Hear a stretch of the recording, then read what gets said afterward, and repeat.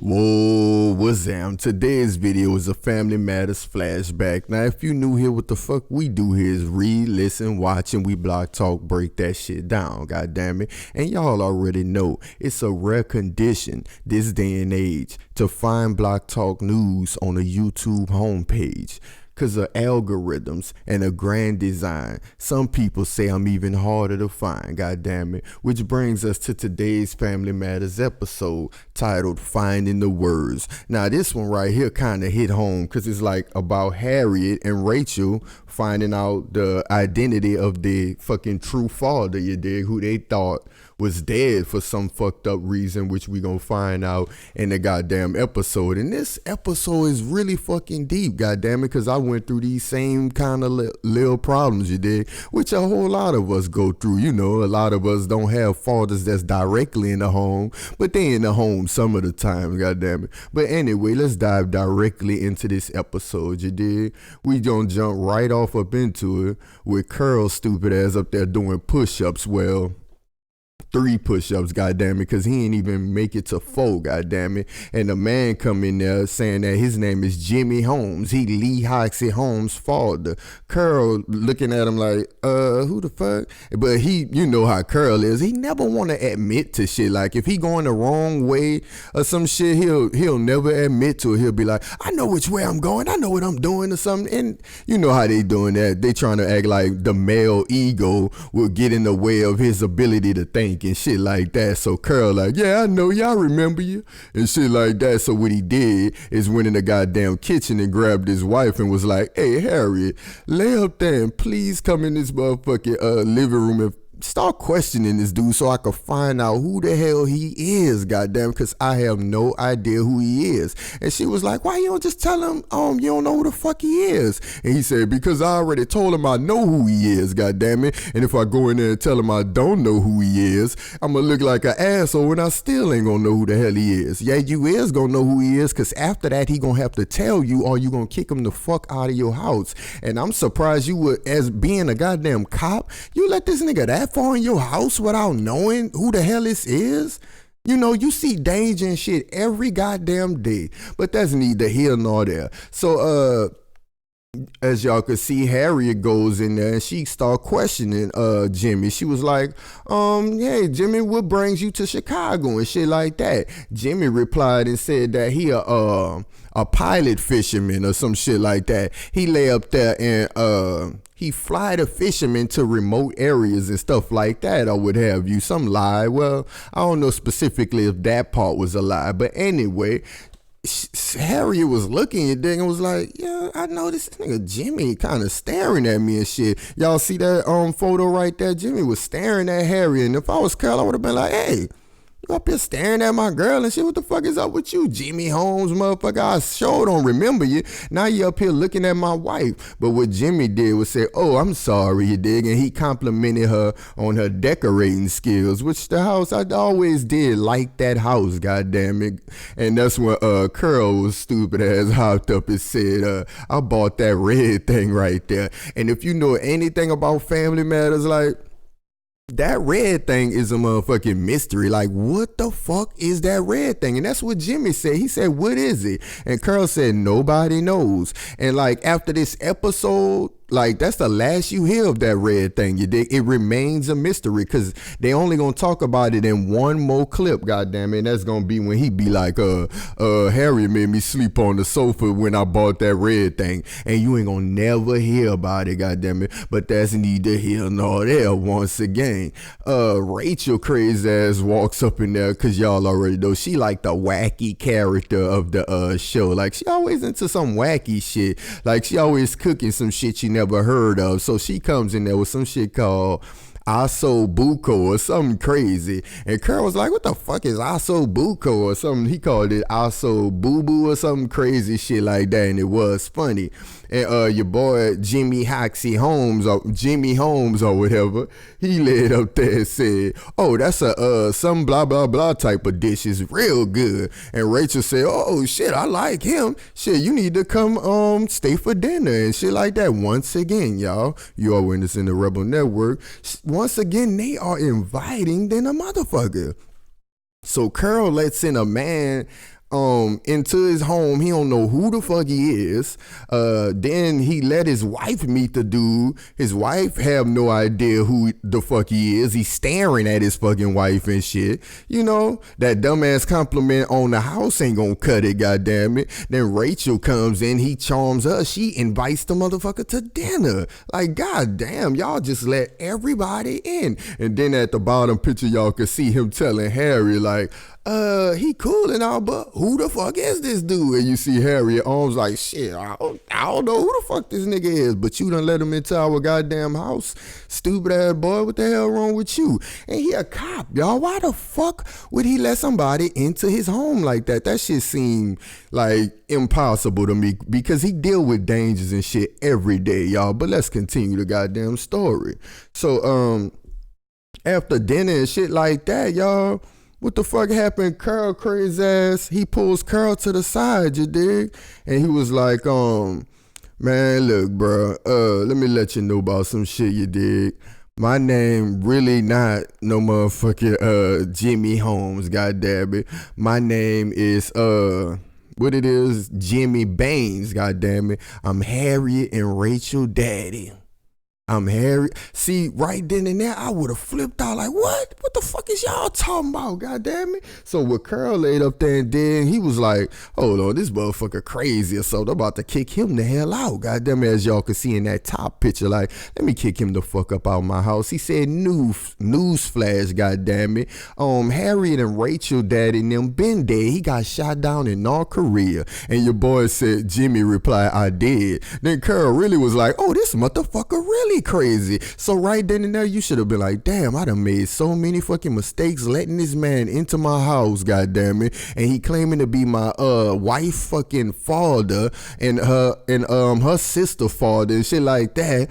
And this motherfucker insane, talking about he done got shot down over Korea. But anyway, Carl said, all right, really, you gotta get the fuck. Jimmy said, bruh, I could prove it. That's when he said, Harriet's favorite cookie is chocolate and shit like that. He like, whatever, goddamn it. He said Rachel had a pet named Chubby. He like, whatever, goddamn it. Then he really went in. He said, they mama named Darlene, nigga. Then he said they was born at the Regis Memorial. Then he said they doctor was Thomas Baines. So, oh shit, you know, he really know what the fuck he talking about. And look at that bottom picture right there. That's when he went all the way in. You are witnessing the Rebel Network. He said, Harriet got a scar on her left knee, goddamn it, and it's been there from when she fell off of her tricycle. And Carl, being a fucking responsive, a listening husband or whatever, for lack of a better word, he said the scar on her left knee, you dig? So he knew about the story, because you know, if you listen to your wife, everybody have, like, they repeat the same story. So you know,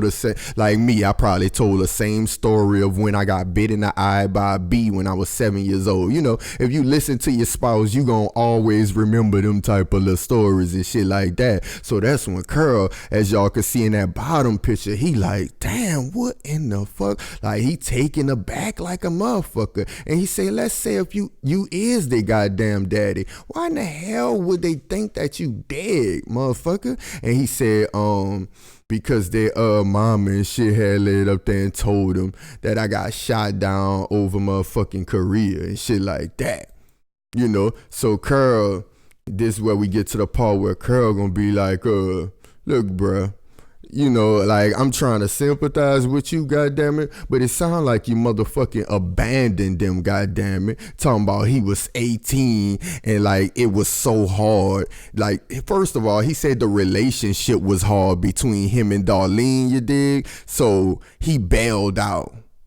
What the fuck? The relationship was hard, so you bailed out? You got motherfucking kids. You don't bail out. First of all, you're not in jail, motherfucker. You got a responsibility. You and Darlene, knowing y'all ain't have a good relationship, decided to have motherfucking kids. Y'all done bought other people into your fucking failing relationship, goddammit. Now you got a responsibility, so you bailed out with your fake ass. Carl was like, nigga, you abandoned them. You see how Carl is at them bottom parts of the screen, like walking off from this nigga, like, man, you motherfucking abandoned them girls. Get your fake ass out of here. He said, I send money and shit, you dig? And I used to be calling too. But then Darlene laid up there and told me, stop calling and stuff like that. Oh, stop calling. First of all, you don't get rid of me that easy. You got my motherfucking kids, stop calling. Okay, I'm gonna show up. But first of all, I wouldn't have left in the first place. But if you in that situation, goddammit, and you not with the person, stop calling. I'm about to call you. And then after that, goddammit, I'm gonna call the goddamn police, goddamn. Cause you made me get these motherfuckers involved as much as I don't want to fuck with them. So I'm gonna have to call them idiots. Then call a judge, call a lawyer. Bitch, I'm calling everybody. What the fuck you mean? Darlene told me to stop calling, and then I just was chilling. Man, get your fake ass out of here. You bailed out because your fake ass thought you was in jail by raising your motherfucking responsibilities as a goddamn man. You was in jail. Curl said, bruh, first of all, I had a lot of times, you did, where I wanted to pull my hair out. And look what Jimmy said. It was funny within the midst of all this chaos. He said, I could see, because y'all could see, you know, Curl got a receding hairline, and that crazy shit probably gonna start happening to me in a minute. I don't give a fuck. Fuck y'all. I can age gracefully. Me, goddammit. I ain't about to put that LeBron shit on my head. Fuck all that. You with us at the Rebel Network, goddammit. But anyway, Curl said, but well, Jimmy, he did apologize for making that joke. He was like, I'm sorry, Curl, you dig? I'm just nervous right now. You know, we having this deep-ass conversation about me running out on my kids and my responsibilities as a man. I had to crack a joke and shit to lighten that shit up. Curl laid up there and said, bro, the fact remains, you dig? I ain't run out on my fucking kids. But anyway, why in the fuck is you here now, goddammit? He said, I wanted to see my kids. I wanted to see Lil Richie and all of that bullshit. I wanted to see, push them on the swing and all of that bullshit. If I was Curl, I'd have said, motherfucker, you seem to want to come around for the easy parts, huh? You won't come around after everybody all grown and had kids talking about, you won't push Lil Richie and shit. Man, get your fake ass out of here, goddammit. So Curl wasn't having that bullshit to me, and I like how stern Curl was, because y'all know Curl seemed like he vote Republican than a motherfucker, goddammit. And he said, what Curl told his ass, he said, hold up, you dig? Let's go to the next slide. When Curl had the going on him, Curl said, well, first Jimmy had laid up there and said, well, it's all good because I'm going to leave, you dig, and I'm going to stay out of y'all life. Why the fuck would he leave and stay out of their lives? You wanted to pop in and pretend to be another fucking character and just leave them people lives? What kind of fake ass shit is that, goddammit? You fake as hell for some shit like that in the first place. And Curl stopped him and said, oh, so you ain't gonna tell them who the fuck you is, goddammit? And Lee Hoxie Holmes laid up there and say, nah, man, I'm gonna let it slide over there, you know. And Curl was like, nah, goddammit. It seemed to me like you're still thinking about your motherfucking self. That's what you doing, goddammit. And he was right, y'all. You still thinking about yourself. You're not thinking about them. You want to pop up. First of all, you're popping up for the easy parts. Then you ain't even man enough to admit who the fuck you is. What type of person is that? Anyway, when they came back from the commercial break, you are witnessing the Rebel Network. You're gonna see him laying up there playing with Lil Richie and all of that little fake ass. What you up there enjoying moments with that man for, and you don't even want to reveal who the hell you is? Richie was laying up there and saying, man, I'm gonna miss you and stuff like that. You know, as y'all could see, he touched like a motherfucker, like, damn. And the women right there, they said, damn, man, I hope you stay, Jimmy. As y'all can see, you know, they look all remorseful and shit. They was like, man, I sure wish you can stay. And Jimmy was like, nah, y'all, I gotta leave and stuff like that. You know, I gotta roll out. I gotta get back to work. So Curl walks in and he said, man, the cab is here. Cab waiting. And the women was like, man, you sure you can't spend just one more night? And as you could tell, Jimmy Holmes laid up there and paused. Well, Jimmy Baines with his fake ass. He paused. He was like, man, this shit hard as hell. I'm about to be a runaway, a deadbeat father again. I'm doing this shit for a second time, running out and shit, goddammit. I'm about to leave like a motherfucker. And that's when Curl stopped his ass before he left. He said, last chance, goddammit, Jimmy. You know, let them fucking know, goddamn, you can do this shit. Like, he didn't say all the shit that I'm saying, but he was like, last chance, Jimmy. Then Jimmy, as y'all can see at that bottom picture, he paused like, man, let me do this shit. Let me not be a two-time loser, goddamn it. So that's when he laid up there and did it, y'all. He was like, look, my name really not Jimmy Holmes. It's Jimmy Baines. And Rachel said Baines, because you could tell she familiar with her family history and shit. Baines, hold up.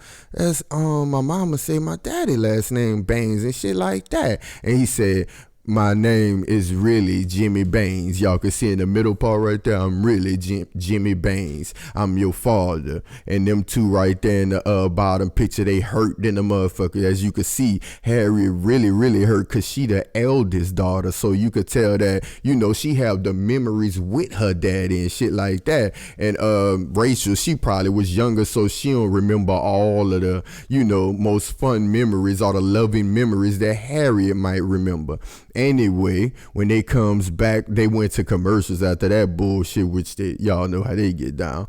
When they come back from commercial, Harriet was in the backyard and shit like, this motherfucker here, you know, thinking to herself. And Rachel come out, you know, to console her sister like any real sister would do, you dig? You ain't gonna let your sister just go through this shit. And plus, she going through it her damn self, but she know that it's easier for her to get through than it is for Harriet. So she goes out there to console her sister like any good sister would do. And that's how I'm gonna teach my fucking kids, and you should teach yours as well.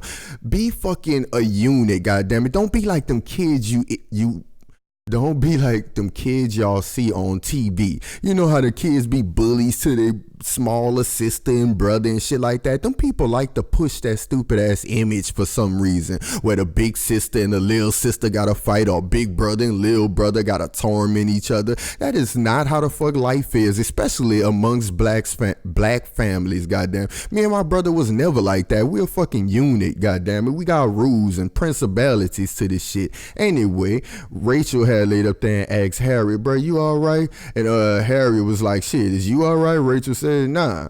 Harriet said, bruh, he dumped us, Rachel. Now he come waltzing back into our lives. What the fuck do he want, goddammit? Rachel said, I think he want us to forgive him. Harriet said, but I can't forgive him. I feel cheated, you did? I feel cheated. You are witnessing the Rebel Network. And see, back to me, like my personal experience with it. I feel how she feel, you did, because you will feel cheated. Like, first of all, bro, you didn't stick around to raise me. Like, you missed out on them tough ass teenage years. Like, as a female, I'm pretty sure she had years where he could have been there as a father to let her know what type of young men she might run into, what type of females she might run into, and just being a father in general, you know, that stern presence in a goddamn life. And as a man, what I could tell you, as you know, going through the shit, is being there for them teenage moments where you need your pops to embolden you when you probably gonna have a tough day at school, or you need to fight, or you know, fight off a bully. Let's say the moments where you growing, you have pimples and shit, you feel insecure, or your first sexual encounters and shit like that, where you have to go to your pops, you know, missing out on shit like that, goddamn it. So she was like, bro, I feel fucking cheated. And look what she said. So many times I watched Laura and Carol, and I wish I would have them same moments with my daddy, you know, so I could feel that, you know.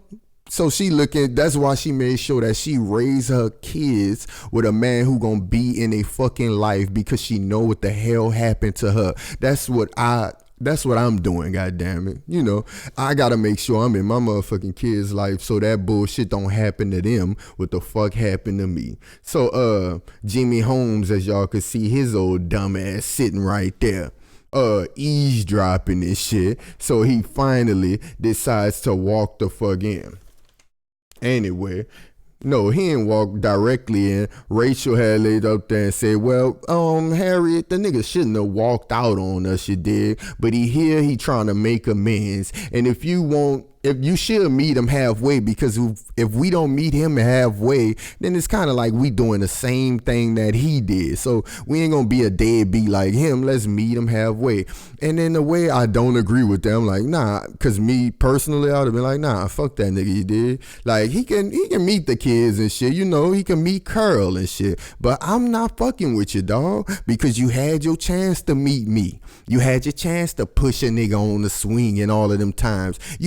Don't waltz back in here and shit during easy times and shit. Oh, we cool now? Let's have adult conversations with each other and all of that. Let's reminisce and you could cry and all of that. Man, I don't want to hear that bullshit. So that's my own personal thinking on it, you did. So that's when Jimmy's stupid ass finally walked in and he said, look, Harry, I just want you to know I did think about you and shit like that. I thought about you every day. Let's put that clip up.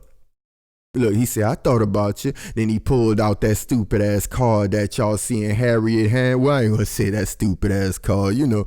She made it for him when she was a kid. You know, it's an old Valentine's Day card or whatever. She said, she read it out loud and it said, forever I'ma love you and shit like that. You know, my daddy and some old romantic shit that I'm not gonna repeat right now. You know, not romantic, but loving. Y'all know what the fuck I mean, goddammit. But she said, well, all of that is all well and good, but where was you when we needed you? And when she said that, it was powerful. That was in that third clip right there. And remember, I had to crop that bullshit together because them niggas Hulu and them be tripping, but that's besides the point. But she was like, bruh, where the fuck was you when we needed you? Fuck all of this. Oh, I love you, Harriet. I ain't never stopped thinking about you. I kept this call from you when you had made it that long time ago. You know, man, nigga said, fuck all of that. Where the fuck you was when we was struggling, nigga? When my mama couldn't make the bills or something, you know? Or when we had to go through this and go through that struggle. Where the fuck was you as a man, you did? And look at him in the corner, you know,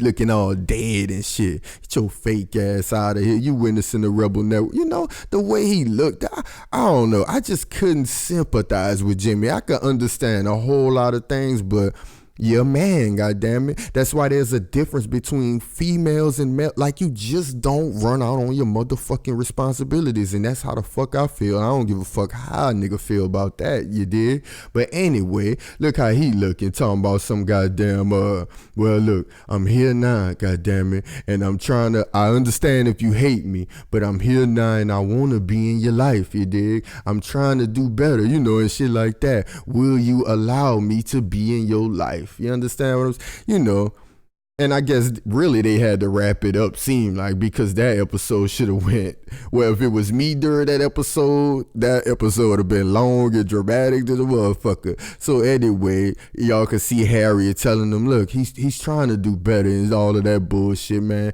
Can we try to forgive him, Harry? And Harriet was like, yeah, we could try. And then y'all see what her name, Rachel go over there to Jimmy Bain's fake ass Lee Hoxie Holmes daddy and shit, and she hugged him.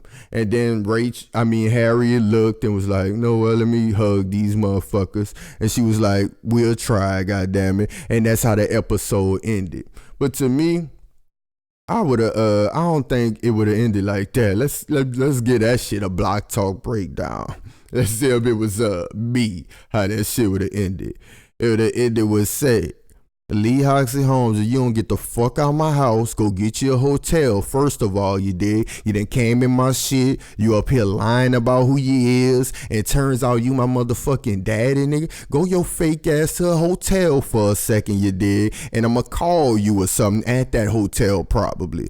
And then what I would do is discuss Lee Hoxie, Jimmy Holmes, whoever the fuck he is, with my family. I'll sit all of them down and I'll say, look, turns out that man that I fucked around and let into our home, who could have murdered us and shit, we done let him have food and shit, we done let that nigga spend the night and all kind of shit, a man who could have murdered us, turns out that's my goddamn father, goddammit. So How y'all feel about it, this, that, and the third. And this how I feel about it. I feel like he ran out on me, and now he want to come back in here to make amends. Now, I know that y'all kids and shit, maybe y'all won't have a relationship with him. And y'all can do that. And I'm going to let y'all do that with your daddy. But you know what? Me, I'm going to need a little more time than that, goddammit. I can't fuck with Jimmy Holmes right now, you did. You couldn't even come back. First of all, when you left, motherfucker, that was unmanly. So when you come back, you still not manning up and saying who the hell you is?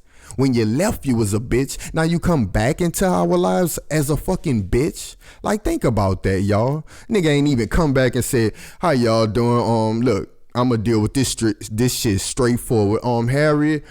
Harry, oh, you Curl, you married to Harry and shit. Her father, goddammit. Her mama told him that I was shot down over Korea and some shit like that. I ran out on my fucking responsibilities as a man, and I'm here to fucking see my girls and grandkids. If y'all don't want to see me, I understand, goddammit. But I'ma come through and just at least peep, see how y'all look, and I'ma leave. Goddamn it, I'll stay out your life forever. That's what he shoulda did. But he won't lie and shit. Eat dinner with the fucking people and spend precious time with the people. That shit ain't cool to me, you dig? I just feel like he could have came way more realer than that, goddammit. He was a complete deadbeat. He ain't like most black fathers, cause y'all know one thing. Regardless to them whack ass statistics that they doctor up, even they statistics tell you that the black father is the most involved father on the goddamn planet. Just because you idiots think black fathers not in the household, that is not a fact, you idiot. The women are on welfare, but that does not mean the man is not in the home. Most of the time they live in there, goddammit. Why you idiots thinking, oh shit, they not in the home and all of that? Because you can't come through like the goddamn Gestapo and check people home every time. And if you do, all we gonna do, people smart enough to just leave when your dumb ass come. And you have to give a notice. You can't just be busting into people's homes no more because of laws. So you just can't catch nobody, you idiots. So keep giving away, your little whack ass. Nah, that shit y'all old people anyway, but that's neither here nor there. I done got way somewhere else with it, goddammit. But y'all understand what I'm saying. We probably got a whole lot of different views on this topic, because y'all probably like, well, Block, I'd have gave him a chance, but that's just me personally. It would have took me some time, goddamn it, because fuck that, bro. Your whack ass laid up there and left, bro. I don't respect that shit at all. And I ain't gonna stop you from having a relationship with my kids because they young and shit. And look at their father. He don't know you, you dig? It's his first time. If he could get to know you, they can get to know you. But I do know you. I know you as a motherfucker who ran out on his responsibilities, and I'm still your responsibility, so you could stay ran out, goddamn. I consider you dead, nigga. You got shot down over Korea to me. That's how I feel about it. Once again, y'all holler at me.